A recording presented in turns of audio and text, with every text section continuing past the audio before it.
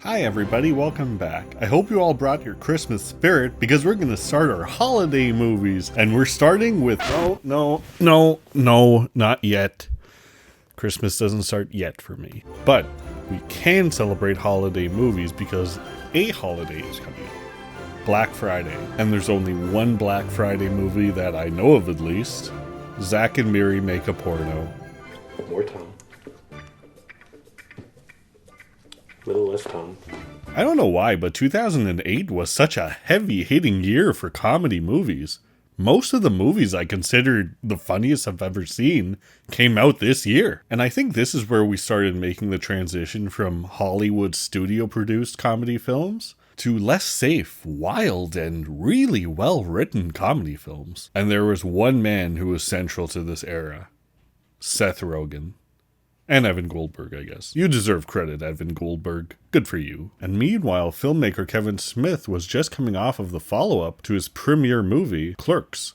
Clerks 2. Also a favorite of mine that we will get around to at some point. Kevin Smith is an interesting filmmaker. It feels more or less that you either get him or you don't. Although I do think he's a very skilled filmmaker to the point where some of his movies actually transcend his View Askew universe fans and make it into the mainstream.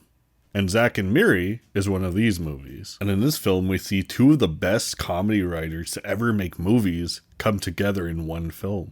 And the collaboration pays off. And then some. To say that Zack and Miri is either just purely the idea of Kevin Smith, or some of the best humor comes from Seth Rogen alone, is definitely doing the movie a disservice. Every single character in the movie brings something to the table, which ironically is what the movie is also about. And the combined talent of the whole crew and cast put together, as well as the fun that seemed to be happening behind the scenes that's very clearly visible in the finished product, makes it a real good time to be a part of. And it gives us something very special. So let's get right into it. And if you're new here, don't forget to like and subscribe. And if you enjoy more content like this, I'm uploading every week, so come back and view more. Now let's start. Zack and Miri Make a Porno is the story of roommates and childhood friends, Zack and Miri, and their struggle just to get by. Zack works at a coffee shop with his coworker Delaney, who's played hilariously by Craig Robinson. Delaney isn't in such dire straits as Zack, he's just working at the coffee shop temporarily until he gets some big settlement from his old job. I think this is actually also my favorite role by Craig Robinson, if I'm being honest, really. Excuse me, can I get a cup of coffee? Black? Can't you see we talking? White? I loved him in This Is the End as well, and Eastbound and Down, but this movie, he's just so hilarious. And at work, they're constantly hounded by their boss, Mr. Surya, played by Jerry Bednob. I hate both of you ebony and ivory motherfuckers! I tell you! You might remember him from another Rogen movie, The 40-Year-Old Virgin. This guy's actually also a stand-up comedian, and his stuff is very funny, so go check him out too. Miri works just down the street at the mall. Their high school reunion is coming up, and both of them seem to have different perspectives on it. Zack is completely indifferent, fully embracing his slacker and unambitious lifestyle, while Miri is trying to seduce an old crush of hers, Bobby Long. At the reunion, Zack meets Brandon St. Randy, one of the absolute funniest cameos I've ever seen in a comedy movie, played hilariously by Justin Long. You're not my demographic, so I'm not insulted. Who's your demographic? Do you love pussy? I do. Then not you. Miri's plans fall flat after learning that Brandon is actually Bobby Long's, weird that they would use the same last name, Bobby Long's lover. On top of this, a viral video has been going around of Miri changing at the coffee shop, revealing her granny panties, to the point where people begin to recognize her as such. You granny panties? She is! Get the fuck out of here! The granny panties are actually in the house. I'll get them. Returning home, they find their power and water shut off, with no money left over to do anything but drink away their failures. It's at this time that Zack gets an idea. Why not solve both of their problems and make a porno?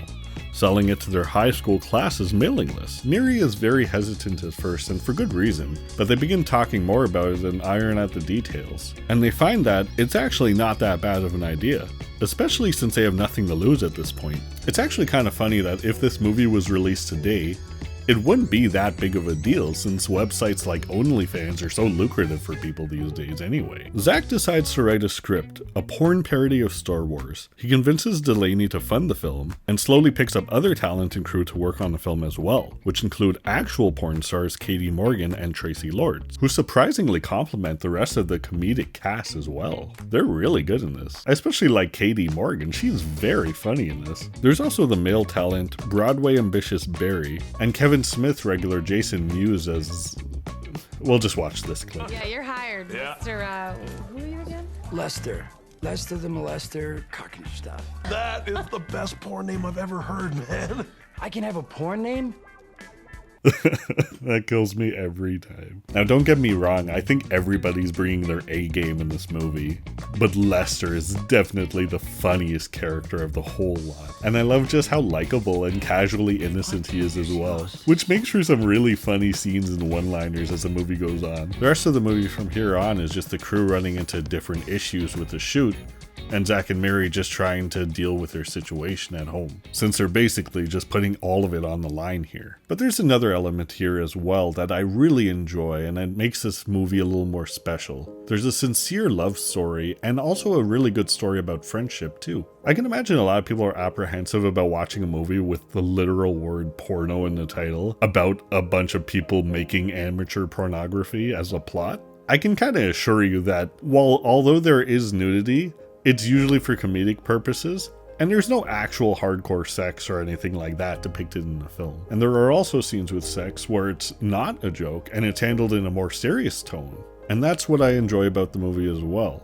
There's a theme about sex as an activity versus sex as a romantic gesture. And also, there's also a theme about where we draw the line between friendship and romantic love. There's something about this movie that compels me to rewatch it every year around the time where it starts getting really bitterly cold out. The snow starts to cake the streets and it's time to just sit inside and layer up with a nice blanket and a hot drink and pop this movie on.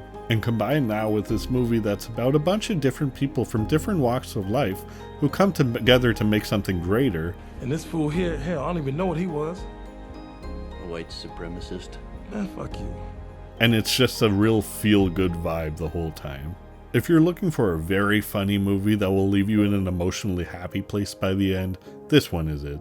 And I really hope that Kevin Smith and Seth Rogen partner up again in the future, because I feel like both of them are on very similar wavelengths when it comes to humor. But I guess we'll just have to wait and see. So give Zack and Miri Make a Porno a watch this Black Friday, because it's a great way to kick off the holiday season. And speaking of which, after this review, I'll be beginning my Christmas movie reviews, and I'm also going to talk about some Christmas TV stuff too.